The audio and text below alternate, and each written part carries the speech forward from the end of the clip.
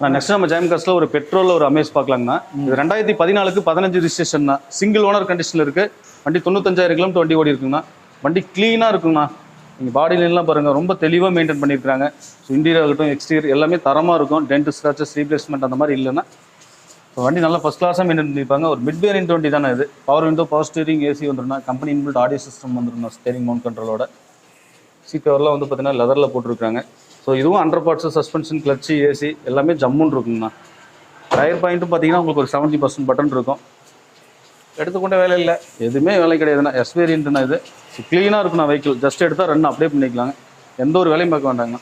Okay, நல்லா இருக்கு. ஓகேண்ணா, இந்த பெட்ரோல் அமேஸுக்கு என்ன சொல்கிறீங்க? ஆனால் இது 2014க்கு 15 ரிஜிஸ்ட்ரேஷன் தான். சிங்கிள் ஓனர் கண்டிஷன் இருக்குது. பெட்ரோல் வெஹிக்கிள்லாம் இந்த வண்டிக்கு நம்ம ஜெயம் காஸ்ட்டில் வெறும் 3,99,000 கோட் பண்ணுறேன்னா, மார்க்கெட்டில் நீங்கள் எங்கே வேணாலும் கம்பேர் பண்ணி பாருங்கள், 4 to 4.5 வரைக்கும் போயிட்டுருக்கும். வெறும் 3,99 தான் கோட் பண்ணுறோம். இதுவும் ஃபிக்ஸட் இல்லை. இது வந்து ஒரு சின்ன டிஃபரெண்ட்டில் நெகோஷியல் ஆப்ஷன் பண்ணி கொடுத்துடலாங்கண்ணா. இந்த வண்டிக்கு உங்கள் ப்ரொஃபைல் நல்லா இருந்ததுன்னா ஒரு 30,000 டவுன் பேமெண்ட் பண்ணுங்கன்னா ஆல் ஓவர் தமிழ்நாடு சிபில் நல்லா இருக்கும் பட்சத்தில் லோன் ஆப்ஷனும் பண்ணி கொடுத்துடலாங்கண்ணா.